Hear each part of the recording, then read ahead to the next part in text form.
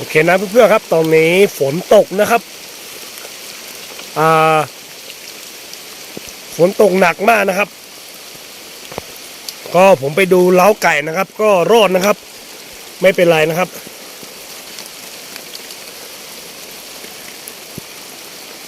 เวลาตอนนี้ประมาณ20:30นะ3 ทุ่มนะครับฝนก็ตกลงมานะครับเพื่อนๆครับราคาผมนี่ซึ่งยังไม่เข้าที่เข้าทางนะครับมันก็ทำให้ยังปรับตัวยังไม่ทันนะครับการท่องผมนะครับ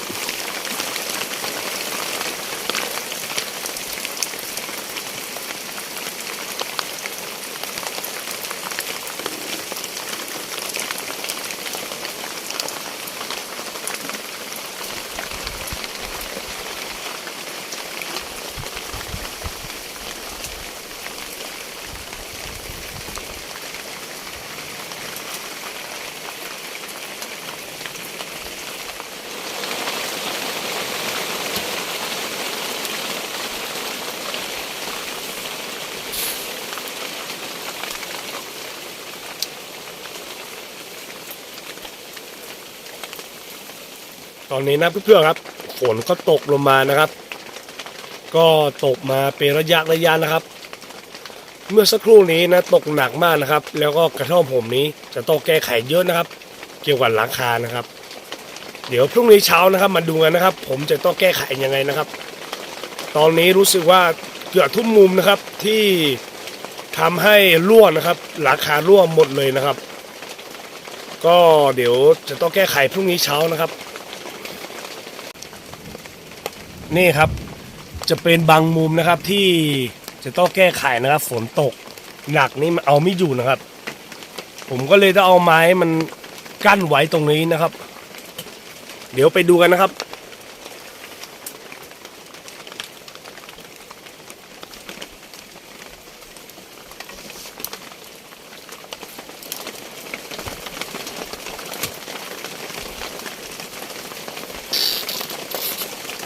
นี่ครับข้างนอกตรงนี้นะครับเพื่อนๆครับซึ่งมีบางจุดนะครับจะต้องแก้ไขเยอะมากนะครับก็เดี๋ยวต้องรอดูพรุ่งนี้เช้านะครับเพราะว่าอาจจะยังไม่ชินนะครับเดี๋ยวมาดูกันนะครับว่าจะต้องแก้ไขยังไงนะครับ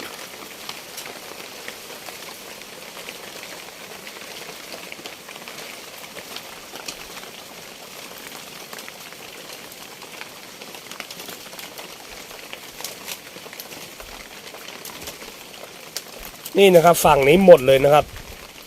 ดีที่เต็นท์อันนี้ก็สามารถเขาเรียกว่าการฝนได้ด้วยนะไม่งั้นนี้ตายแน่ๆนะครับ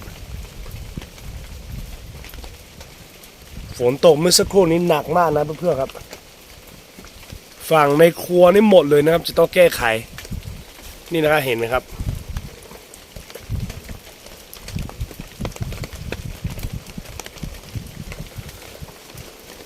อาจจะเป็น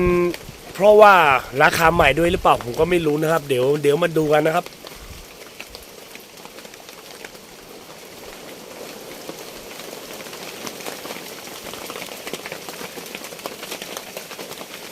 ไม่ทราบว่าที่อื่นนี้ฝนตกไหมครับเพื่อนๆครับรู้สึกว่าที่นี่ฝนตกหนักมากนะครับวันนี้นะครับ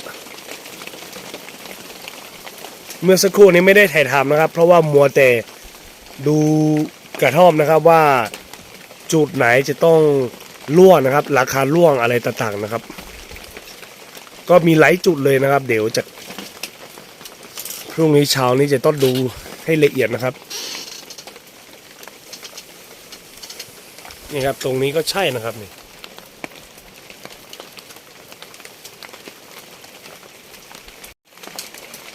ในห้องนอนตัวนี้นี่หนักเลยนะครับ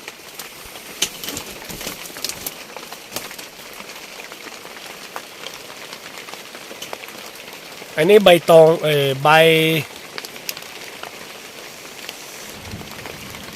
บนี้ซื้อมานะครับก็ยาวไม่อยู่นะครับตรงนี้หนักมากนะครับ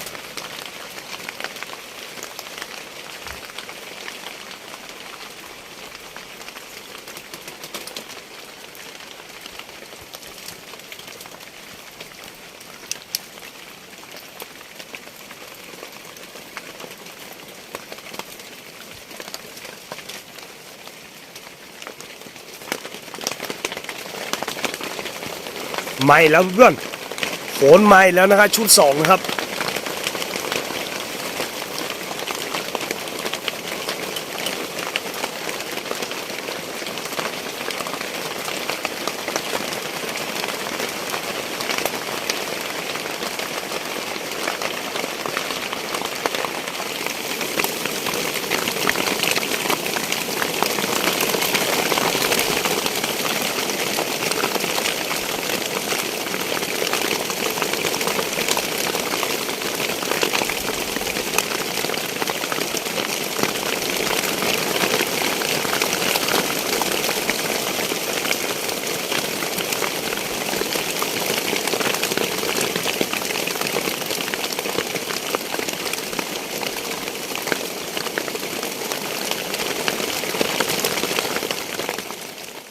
โอเคนะเพื่อนๆครับตอนนี้ฝนก็หยุดแล้วนะครับรู้สึกว่ากระท่อมผมนี้มีหลายจุดมากๆนะครับที่ราคาร่วงนะครับฝนตกหนักเมื่อสักครู่นี้นะครับเดี๋ยวจะต้องแก้ไขพรุ่งนี้ทั้งหมดนะครับเดี๋ยวมาดูกันนะครับพรุ่งนี้เช้าดีกว่านะครับคืนนี้เดี๋ยวราตรีสวัสดิ์นะครับ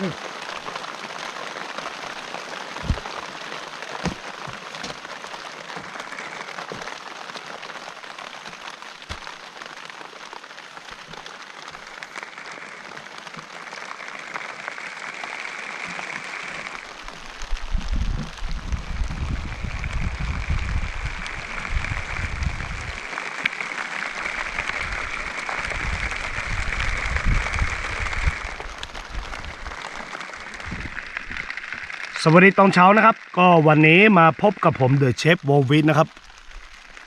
ตอนนี้นะครับผมกำลังอยู่ในช่วงที่ฝนตกนะครับน่าจะเป็นพายุหน้าหนาวหรือเปล่าครับก็มีตกลงมาเล็กๆน้อยๆนะครับทีนี้นะครับผมอยู่ที่บนหลังคานะครับเดี๋ยวผมจะให้เพื่อนๆดูนะครับเมื่อคืนนี้รู้สึกว่าราคารั่วเยอะนะครับเพราะว่าอะไรนะครับเดี๋ยวไปดูกันนะครับ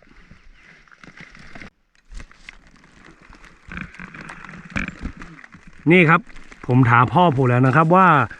ราคาร่วงนะครับใบเหล็กนะครับซึ่งเกิดจากใบเหล็กทั้งหมดนะครับกำลังเอาหัวขึ้นข้างบนอย่างนี้นะครับก็ยังไม่โดนฝนเยอะนะครับมันก็เลยทำให้ร่วงนะครับต้องลงให้กับใบเหล็กทั้งหมดนี่ครับให้แบบลงแบบเรียบๆอย่างนี้นะจะทำให้การฝนได้นะครับตอนนี้ใบเหล็กมันกำลังเอาหัวขึ้นบนนะครับซึ่งยังไม่เคยเจอฝนนะครับทำให้ราคาผมร่วงนะครับเมื่อคืนนะครับ ไล่ได้แต่ในครัวแล้วก็ที่จุดระเบียงผมนะครับราคาร่วมหมดเลยนะเพื่อนๆครับตอนนี้ฝนก็ตกลงมานะครับก็ต้องขอขอบคุณนะครับฝนนะครับที่ทำให้ฝนตกแล้วไฟป่าอาจจะดับนะครับแล้วก็ทำให้บรรยากาศดีขึ้นนะครับนี่ครับมาอยากจะให้ตกอีกนะครับวันนี้อีก1 วันเลยนะครับยาวเลยก็ได้ครับแล้วก็ป่าที่นี่มันก็จะชุ่มชื่นนะครับ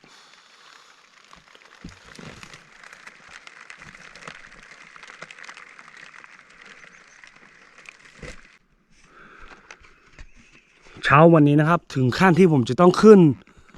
หลังคาเลยนะครับเพราะว่าต้องเช็คดูนะครับว่าอันนี้ใบตองตึงนะครับเมื่อคืนก็ยังร่วงอยู่นะครับผมก็ยังงงกับคำว่าใบตองตึงเหมือนกันนะครับ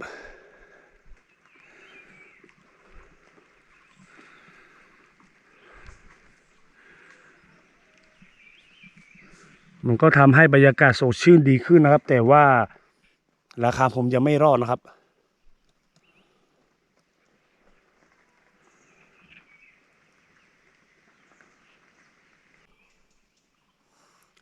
ตอนนี้นะครับผมขึ้นมาเช็คหลังคานะครับพ่อผมบอกว่าเดี๋ยวรออีกสักพักหนึ่งนะครับราคาจะกลับมาปกติแต่เมื่อคืนนี้ผมแทบจะนอนไม่ได้แล้วนะครับ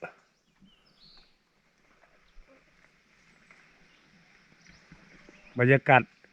ที่นี่รู้สึกว่าสดชื่นขึ้นเยอะเลยนะครับหลังจากที่ฝนตกนะครับ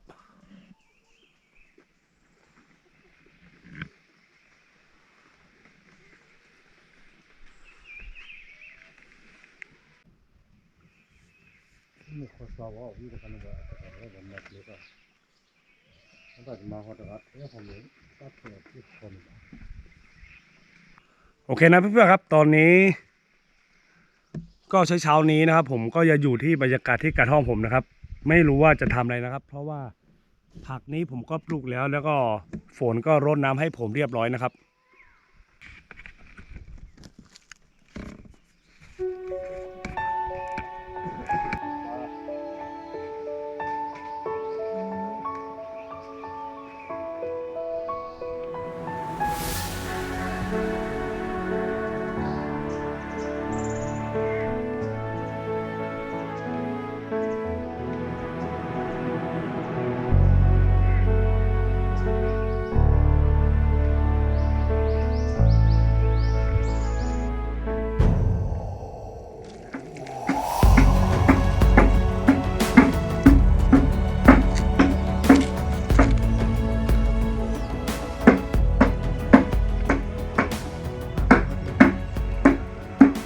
ตอนนี้นะครับเพื่อนๆครับผมก็ลงมาที่กระท่อมพ่อแม่นะครับ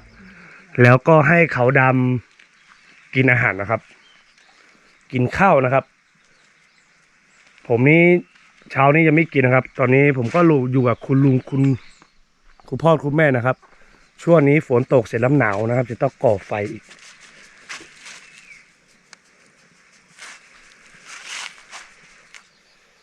นี่ครับไผ่นะครับที่ผมจะทำกระท่อมนะครับก็ไปตากมาแล้วนะครับเดี๋ยวมาดูกันนะครับ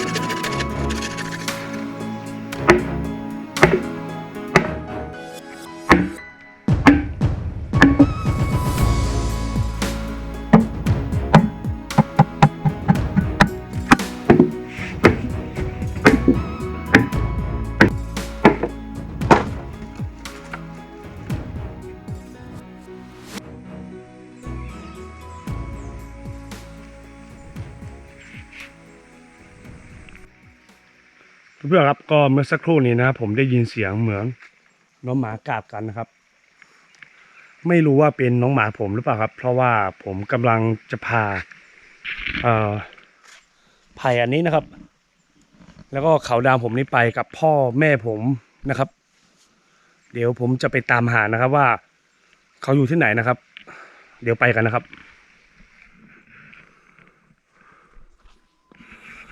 มันเช็คก่อนนะครับว่าเขาดำอยู่ที่นี่ไหมเขาดำไม่อยู่นะครับเพื่อนๆครับเดี๋ยวผมจะไปดูเลยนะครับน่าจะไปกับพ่อกับแม่ผมแน่ๆเลยนะครับโอ้เพื่อนๆครับผมจะพาชมดอกทานตะวันนะครับดูนะครับอันนี้1 ดอกนะครับซึ่งหน้าตาจะประมาณนี้แล้วมาดูดอกนี้นะครับหน้าตาแปลกๆมากเลยนะครับไม่เหมือนเพื่อนนะครับหรือว่ายังไม่แก่พอมันจะมีข้างในอยู่นะครับเห็นไหมครับปกติดอกทานตะวันจะเป็นอย่างนี้ไม่ใช่เหรอครับนี่หมดเลยแล้วก็มันจะมีเม็ดอยู่ข้างในที่นี่ครับนี่ครับเม็ดไม่รู้ว่าเม็ดนี้เอาไปกินได้ไหมนี่ครับนี่อุ้ยเดี๋ยวเพื่อนครับไปกันเลยนะครับว่าเขาดำอยู่ไหนนะครับตอนนี้ผมก็อยู่ที่ไร่ของคุณลุงนะครับเพื่อนครับมันดูสิครับคุณลุงก็ได้ปลูกเขาเรียกว่าทุเรียนนะครับดูเหมือนไม่น่าจะรอดนะครับต้นใหญ่มากนะครับโอ้ตายแล้วครับเพื่อนๆครับทุเรียนคุณลุงนี้ตายเรียบร้อยนะครับนี่ครับนี่คือทุเรียนนะครับเขาลองปลูกดูนะครับไม่รอดนะครับแต่ว่าของผมนี้ยังรอดอยู่นะครับยังไม่ตายเดี๋ยวมาดูกันนะครับเพราะว่าภาคเหนือนี้คนปลูกทุเรียนแทบจะไม่มีนะครับแล้วก็อีกอย่างหนึ่งก็คือว่าปลูกแล้วไม่มีความรู้อะไรประมาณนี้นะครับทำให้ทุเรียนตายเกือบทุกคนครับ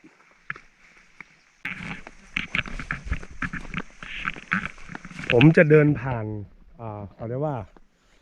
นาของคุณลุงนะครับที่โดนอุทกภัยเมื่อปีที่แล้วนะครับรู้สึกว่าคุณลุงจะไม่ทำนาแล้วนะครับเพราะว่ามันเหมือนเท่ากับว่าเราจะต้องเริ่มเบิกนาใหม่อะไรประมาณนี้นะครับเพราะว่าทำไม่ได้แล้วนะครับ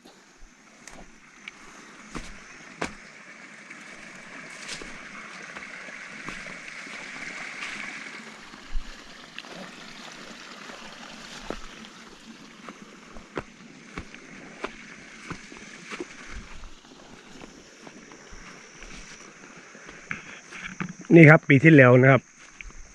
จะเป็นไม้เหล่านี้บางทีมันใช้ฟืนได้นะครับแต่ว่าที่นี่เขาไม่นิยมทำนะครับเพราะว่าเขาตีว่ามันเป็นไม้ที่ไม่มงคลนะครับเขาเลยไม่เอามาใช้นะครับ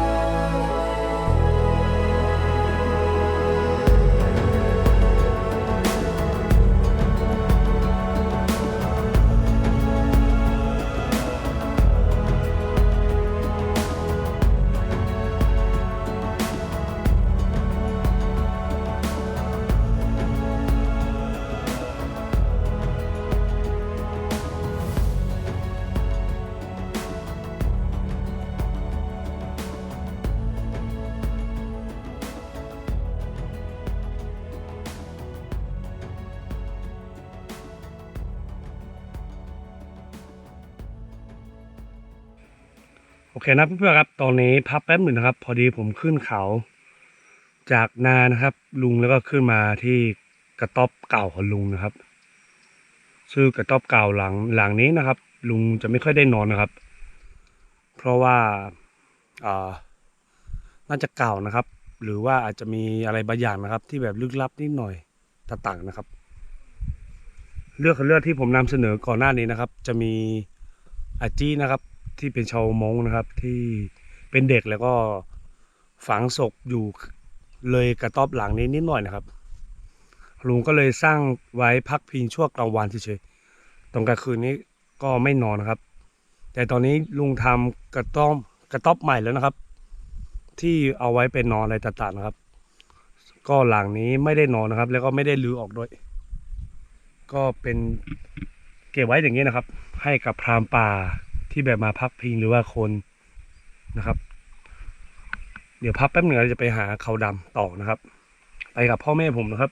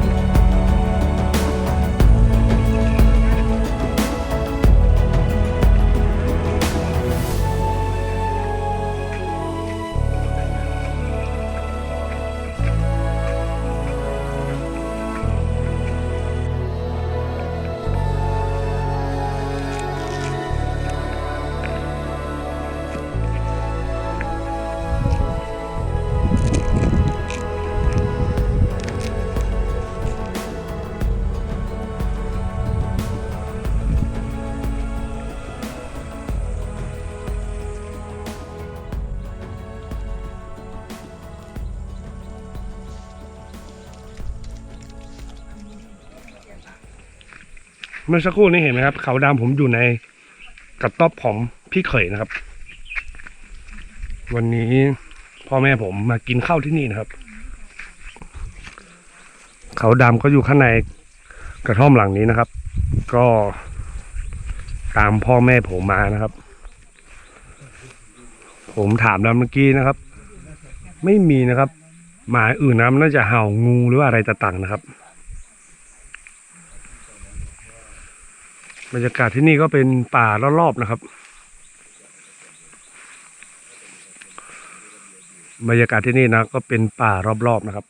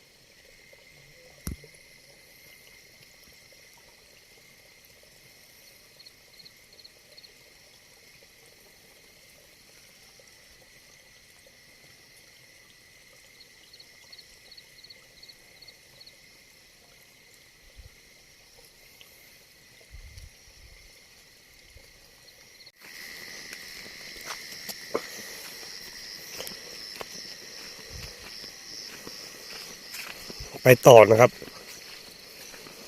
ตอนนี้เขาดำวิ่งไปที่กระท่อมเลยครับผมนี้เพิ่งมาช้านะครับช้ากว่าเขาดำ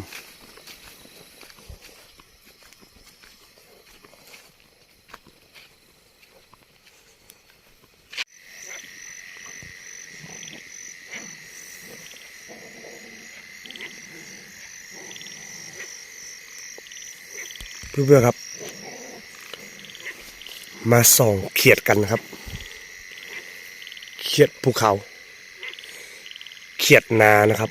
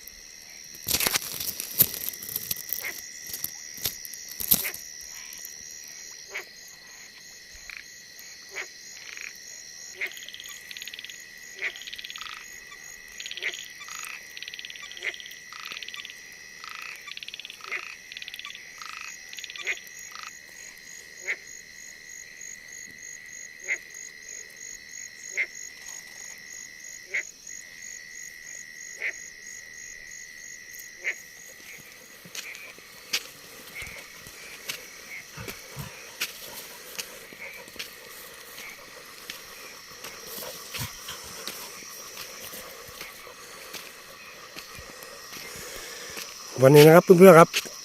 คืนนี้ฝนไม่ตกนะครับก็เป็นอีกหนึ่งบรรยากาศนะครับที่ดีขึ้นเยอะเลยนะครับหลังจากที่ฝนตกมานะครับ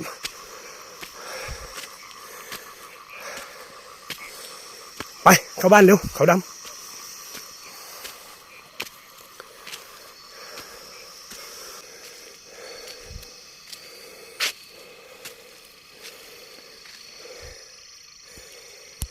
โอ้โหมืดเลยนะครับผมไม่ได้เปิดไฟทิ้งไว้นะครับ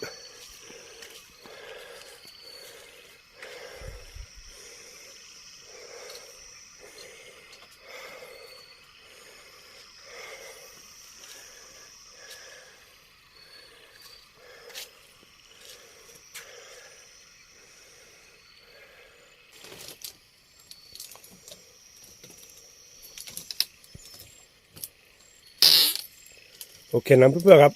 ตอนนี้ก็เริ่มผมจะนอนแล้วนะครับคนดำก็อยู่ที่นี่นะครับที่กระท่อมผมตอนนี้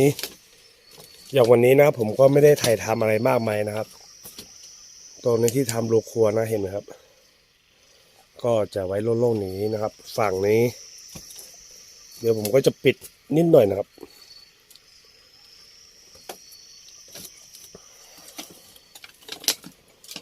ในครัวนะครับ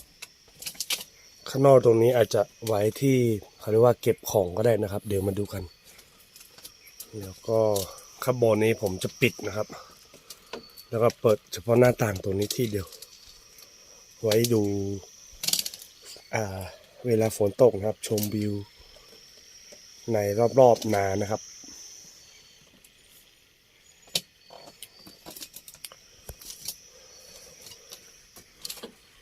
เดี๋ยวมาดูพรุ่งนี้เช้าแล้วกันนะครับตอนนี้เขาดำก็มาแล้วนะผมไปตามเขาดำเป็นไงครับไปเที่ยวสนุกไหมถามหน่อยดิไปเที่ยวสนุกไหมเขาไม่ตอบไม่ตอบไม่ตอบนะเขานี่ดำไปเที่ยวสนุกไหมดำมันดีเป็นใหญ่เลยครับโอเคนะเพื่อนครับเดี๋ยวมาพบกันพรุ่งนี้เช้านะครับหลังจากที่ฝนตกเศษนี้มันจะมีเขียดออกมาเลยนะครับแต่ผมไม่ได้เก็บกินนะครับก็ไปส่องดูเฉยๆนะครับ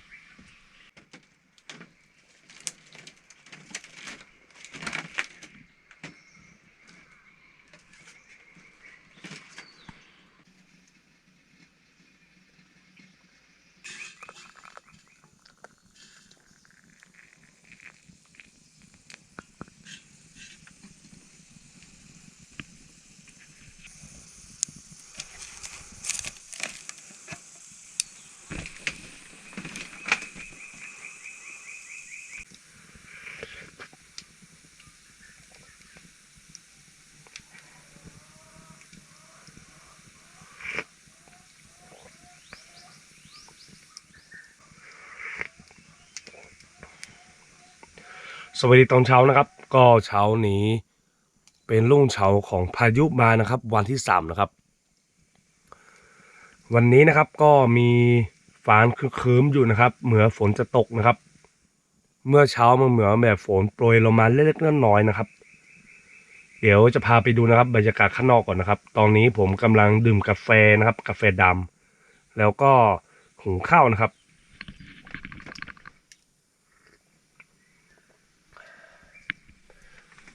เดี๋ยวไปกันนะครับ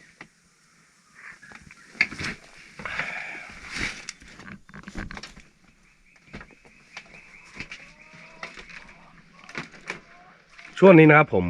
อยู่ในช่วงที่ผมกำลังปรับปรุงกระท่อมเรื่อยๆนะครับก็ยังไม่แล้วเสร็จนะครับแต่ว่าเขาเรียกว่าต่อเติมเล็กๆน้อยๆนะครับอาจจะไม่แล้วเสร็จหรอกครับเพราะว่าเราเห็นจุดไหนสวยจุดไหนต้องออกเราก็ต้องทำนะครับมันเหมือนวิถีชีวิตประจำวันของผมนะครับที่นี่นะครับเดี๋ยวจะพาไปดูนะครับ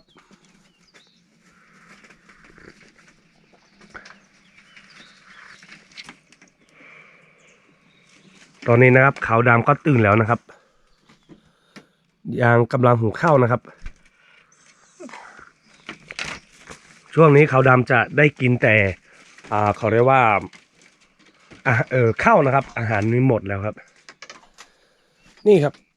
ที่ FC แนะนำให้นะครับครัวทำประตูนะครับก็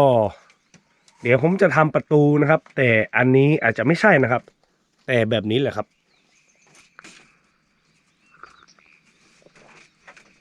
บรรยากาศเช้านี้มีเสียงนกเสียงธรรมชาตินะครับซึ่ง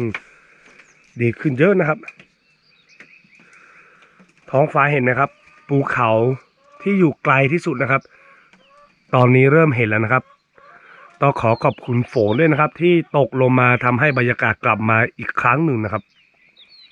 สดชื่นขึ้นมาเลยนะครับในป่ารอบๆที่นี่นะครับ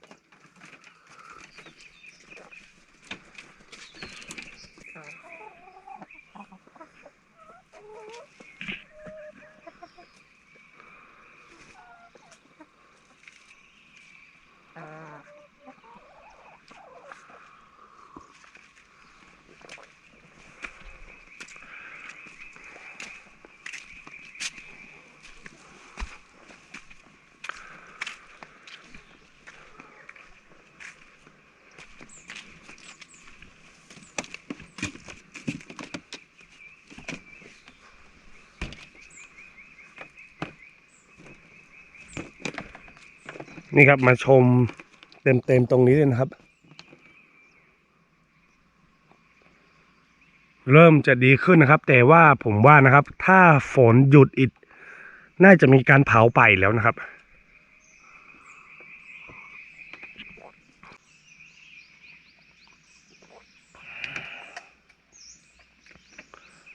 โอเคนะครับก็มาชมบรรยากาศเช้าๆวันนี้สดชื่นดีนะครับแล้ววันนี้นะครับผมคิดว่าเดี๋ยวจะทำอะไรกินนะครับมาดูกันนะครับ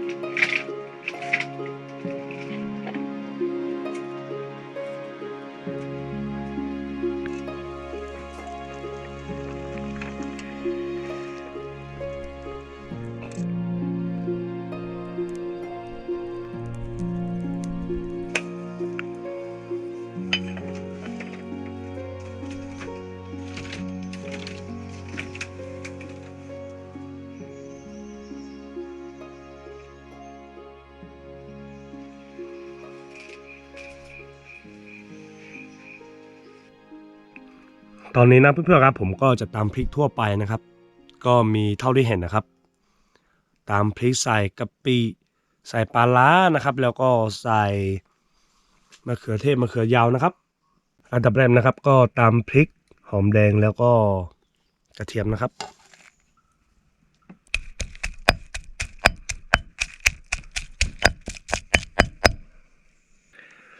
ตามด้วยถั่วเน่านะกะปิแล้วก็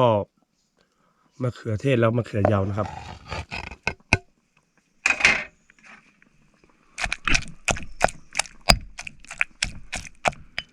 ปลาร้านิดหน่อยนะครับนิดเดียวนะครับ